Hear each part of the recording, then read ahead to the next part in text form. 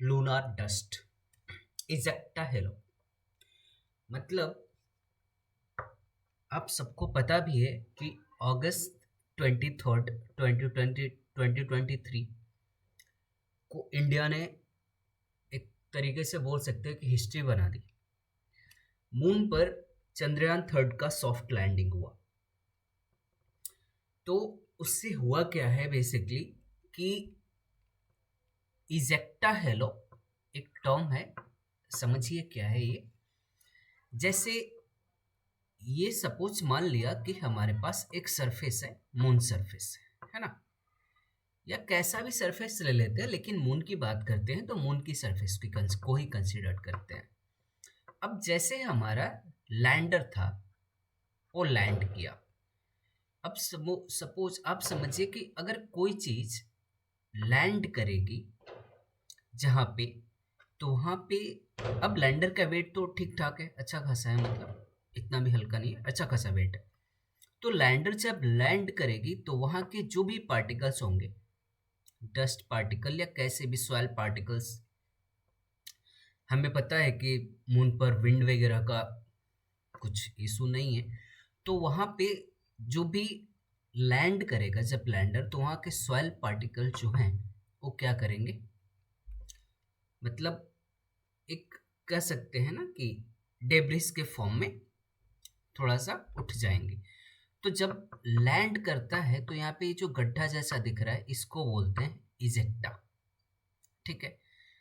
और इसके आसपास जो पैचेस लगेंगे ना जब लैंड करने के बाद, जब सॉइल थोड़ी सी उठेगी, तो उसको बोलते हैं हेलो। मतलब ये कह सकते हैं कि डस्ट का फॉर्म है। आप ऐसे नॉर्मल भी सोचिएगा कि जैसे कहीं तेजी से अगर आप पैर भी रखते हैं ना, तो सेम फॉर्म होता है ऐसा। तो ये चीज़ न्यूज में है आजकल कि क्या है आखिर इजेक्टा हेलो। तो ये कुछ नहीं है, जो लैंडिंग हुई थी हमारे लैंडर की, सॉफ्ट लैंडिंग। अब आप समझिए कि सॉफ्ट लैंडिंग से इतना बड़ा इजेक्टा हेलो बन गया है, तो अगर हार्ड लैंडिंग होती है मून पे किसी चीज़ की, किसी सैटेलाइट की या किसी मिशन की, तो वहाँ पे कितना बड़ा इजेक्टा हेलो बन सकता है, ठीक है। तो ejecta hello nothing much, moon के चंद्रयान 3, मून पे चंद्रयान 3 के लैंडिंग से जो एक मतलब फॉर्मेशन हुआ है वहाँ पे, उसको हम इजेक्टा हेलो नाम दे रहे हैं फिलहाल, ठीक है ना। क्या है इजेक्टा हेलो बेसिकली? अच्छा, इजेक्टा हेलो को हम रिफ्लेक्टेंस एनोमली भी बोलते हैं, that is called reflectance anomaly. अब अकॉर्डिंग टू इसरो, जो ये इजेक्टा हेलो है, इसका पूरा जो वेट है अप्रोक्सीमेटली 2.06 टन का है, ठीक है। Basically this is regolith eject हुआ है। और जो एरिया कवर किया है इसने, मतलब कितने एरिया में, दैट इज 108.4 मीटर स्क्वायर के कुछ एरिया में है, ठीक है। जैसे कि मैंने बोला ejecta hello that is irregular bright patches surrounding the lander that. अच्छा, रिगोलिथ क्या होता है ये भी देख लेते हैं। रिगोलिथ जैसे मान लीजिए कि कोई सॉइल है।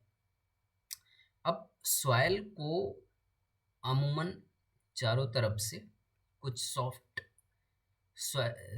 माफ कीजिएगा, कोई स्टोन है, सॉलिड रॉक है, नॉट सॉइल।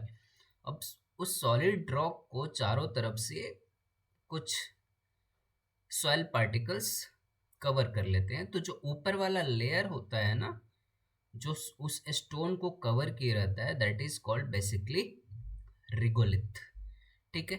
तो इजेक्टा हेलो याद रखेंगे, किसी भी एग्जाम में डायरेक्ट पूछा जा सकता है, खासकर यूपीएससी एग्जामिनेशन में।